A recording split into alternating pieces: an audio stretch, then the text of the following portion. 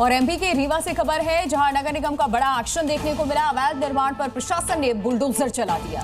तो 100 से ज्यादा झुग्गियों पर ये बुलडोजर एक्शन हुआ। सबसे बड़ी स्लम बस्ती है ये, जिस पर बुलडोजर कार्रवाई की। एमपी के रीवा से खबर आ रही है, अवैध निर्माणों पर ये बुलडोजर एक्शन हुआ। सबसे बड़ी ये स्लम बस्ती है, सबसे बड़ा स्लम एरिया है रीवा में, जिस पर ये बड़ा एक्शन हुआ है। बांग्लादेश की जो अंतरिम सरकार है, उसकी मुखिया एक बार फिर से भारत के विरोध में बयान देते फिर रहे हैं। पूर्वोत्तर के 7 राज्यों को अलग देश मानने जैसी बात कह रही हैं। बांग्लादेश की अंतरिम सरकार के प्रमुख मोहम्मद यूनुस ने एक बार फिर भारत विरोधी एजेंडे को बढ़ावा देते हुए विवादित बयान दिया है। उन्होंने पूर्वोत्तर भारत के 7 राज्यों को अलग राष्ट्र मानने की बात कही है। ये बयान तब सामने आया जब उन्होंने नेपाल की संसद की प्रतिनिधि सभा की उपाध्यक्ष इंदिरा राणा से मुलाकात की और इसके बाद सोशल मीडिया प्लेटफॉर्म एक्स पर एक पोस्ट डाला। इस पोस्ट में उन्होंने पूर्वोत्तर भारत का जिक्र करते हुए भारत और बांग्लादेश के बीच रिश्तों को लेकर विवादास्पद टिप्पणी की।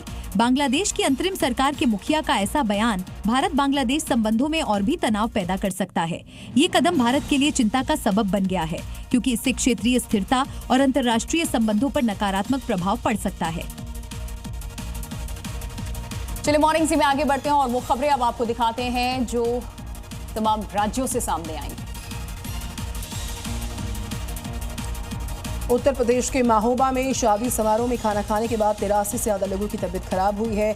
शादी में दावत का खाना खाने के बाद इनको उल्टियों की शिकायत हुई है और चक्कर भी आए। सूचना के बाद मौके पर स्वास्थ्य टीम पहुंचती है। कैंप लगाकर सबका इलाज होता है। लोगों ने बताया कि शादी में घी लगी रोटियां खाने से तबीयत बिगड़ना शुरू हुई। 10 मई को गाँव में ही शादी थी। शादी में खाना खाने से लोगों की तबीयत बिगड़ी। स्वास्थ्य विभाग लगातार इसकी जांच भी कर रहा है।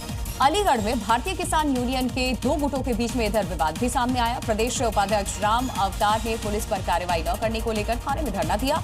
वहीं थोड़ी देर के बाद यहां बीकेयू का दूसरा गुट भी थाने पहुंचा तो दोनों में विवाद शुरू हो गया। दरअसल मामला जो था वो बीकेयू के नेता राम अवतार के साले से जुड़ा है, जो गांव का प्रधान है। गांव में प्रधान और दूसरे पक्ष में विवाद हुआ था और बीकेयू के दूसरे गुट ने आरोप लगाया था। पुलिस ने राम अवतार के दबाव में झूठा मुकदमा दर्ज किया। उत्तर प्रदेश में अमेठी पुलिस ने नशा मुक्त अभियान के तहत बड़ी सफलता हासिल की। पुलिस ने मोहनगंज इलाके में ओन डीही नहर पुलिया के पास से 5 गांजा तस्करों को गिरफ्तार किया। पुलिस ने तस्करों से 6.5 किलो गांजा 7,000 रुपए बरामद किए। पुलिस की पूछताछ में आरोपियों ने बताया कि ओडिशा से गांजा लेकर रायबरेली, अमेठी और आसपास के जिलों में हम बेच रहे थे। यूपी के बदायूं में एक अजीब मामला सामने आया। लव जिहाद की शिकायत बताने वाली 2 युवतियों ने कोर्ट परिसर में मौजूद शिव मंदिर में एक दूसरे को जयमाला पहनाकर शादी कर ली। शादी करने के बाद युवतियों ने कहा, हम ये कदम पुरुषों से नफरत होने के कारण उठा रहे हैं। हम लोगों को मुस्लिम लड़कों ने नाम बदलकर धोखा दिया। दोनों अब जीवन भर साथ रहेंगी।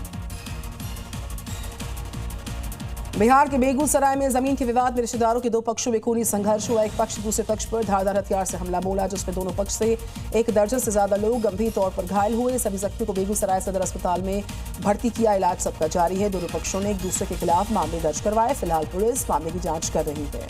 पाकिस्तान न सिर्फ बॉर्डर पर साजिश रचता है, आतंकियों की घुसपैठ भी कराता है।